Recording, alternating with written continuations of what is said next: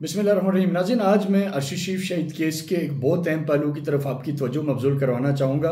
और ये इस अर्शी शरीफ के कत्ल के अंदर बाकी जो महरक़ात हैं उनके ऊपर तो मैं तफसील से बात कर भी रहा हूँ और अभी अगले दिनों में मैं इसके ऊपर मुस्तकिल बात करता रहूँगा और बहुत इंपॉर्टेंट चीज़ें आपके सामने लाऊँगा। लेकिन जो पहलू मैं आज आपके सामने लाने जा रहा हूँ, जिसके ऊपर इससे पहले शायद बहुत ज़्यादा बात नहीं हुई, बहुत सारे पाकिस्तानी ये जानते ज़रूर हैं कि अर्शी शरीफ जो करप्ट एलिमेंट के ख़िलाफ़ हमेशा से बात करते रहे और एक उन्होंने उस हवाले से बिहाइंड क्लोज डोर्स एक डॉक्यूमेंट्री भी उनकी बहुत सारी जगहों के ऊपर उसका जिक्र भी हो रहा है और हुआ भी है जब उनके साथ ये वाक़या पेश आया।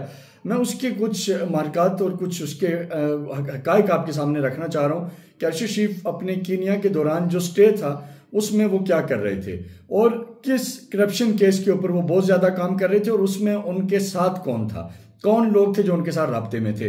दो सहाफ़ी जो कि इंटरनेशनल सहाफ़ी हैं जो अर्शी शरीफ के साथ जिनके राब्ते के हवाले से इंकशाफ हुआ है, जिनमें एक जो है वो डेक्लन वाल्श हैं। डेक्लन वाल्श बेसिकली पाकिस्तान में भी रह चुके हुए हैं, माजी में न्यूयॉर्क टाइम के यहाँ वो हेड थे और उन्होंने एक बाद में किताब भी लिखी है और काफ़ी फेमस हैं, आप लोगों ने जानते हैं। उन्हें पाकिस्तान से उस वक्त इसलिए निकाला गया था कि वो बहुत ज़्यादा गैर ज़रूरी चीज़ों के अंदर घुस रहे थे और एंटी पाकिस्तान जो एक परसेप्शन बनाने की कोशिश कर रहे थे, जिसकी वजह से उस वक्त उन्हें हमारी हुकूमत ने यानी पाकिस्तान की गवर्नमेंट ने यहाँ से भेज दिया था। तो डेक्लन वाल्श उन दिनों जब अर्शी शरीफ कीनिया में थे, उन्हीं दिनों और अब भी आज की तारीख में भी जब मैं आपसे बात कर रहा हूँ, डेक्लन वाल्श इस वक्त जो वहाँ के जो न्यूयॉर्क टाइम का जो चैप्टर है अफ्रीका का, उसके इस वक्त भी वो चीफ कॉरेस्पॉन्डेंट हैं इस वक्त भी। तो अर्शी शरीफ जब वहाँ थे, डेक्लन वाल्श उनके साथ कोऑर्डिनेशन में थे और एक स्टोरी पे काम हो रहा था। मैं वो आगे आके बताता हूँ। ये बिहाइंड क्लोज डोर्स जो है,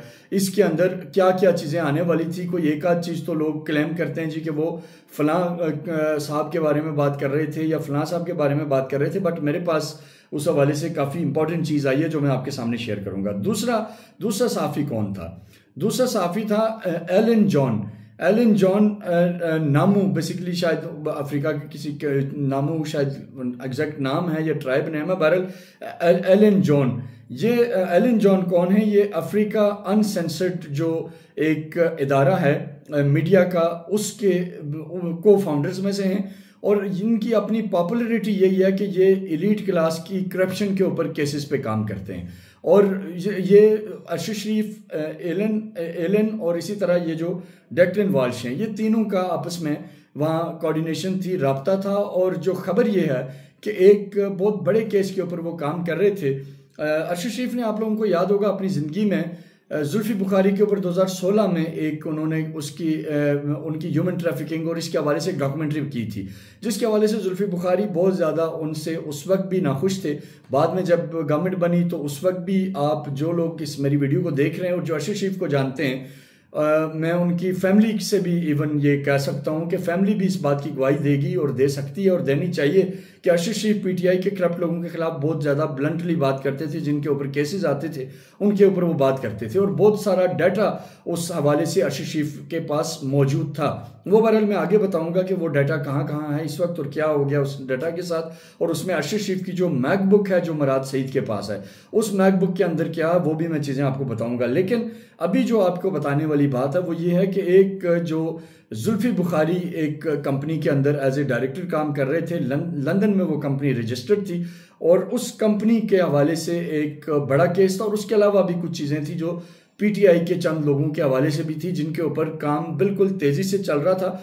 और बेसिकली जो बिहाइंड क्लोज डोर्स जो डॉक्यूमेंट्री थी, इसका मतलब यह था कि जो पावर के अंदर बैठे लोग हैं वो किस तरह करप्शन करते हैं और उसमें पॉलिटिकल लोगों का, बेसिकली जो गवर्नमेंट के अंदर जो लोग हैं उनका बुनियादी तौर पे इस डॉक्यूमेंट्री के अंदर कुछ चीज़ें सामने आनी थी। और इसके अंदर एलन जॉन की आप जो ट्रेलर भी अगर इसका देखेंगे तो उसमें एलन जॉन का ट्रेलर के अंदर भी वो खुद उसमें आपको नज़र आ रहा है। तो ये बेसिकली एक फैक्टर जो मैं आपको बताया आज मैंने।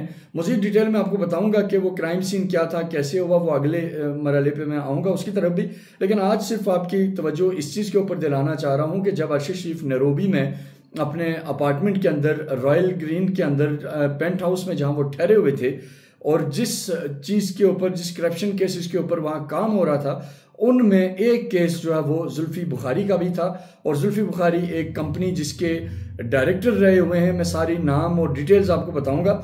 उस कंपनी के ऊपर भी इनकी जो इन्वेस्टिगेशन थी वो बिल्कुल अपने आखिरी मरहले में थी और पीटीआई के बहुत सारे लोग उस हवाले से अरशद शरीफ को अप्रोच कर रहे थे और वो अप्रोच उन दिनों तक जारी रही जब तक अरशद शरीफ के साथ ये बदकिस्मत वाक़या पेश नहीं आ गया। बहरहाल इस हवाले से कल मैं मज़ीद आपको तफसील बताऊंगा। अपना बहुत सारा ख्याल रखिएगा। पाकिस्तान पाइंदाबाद।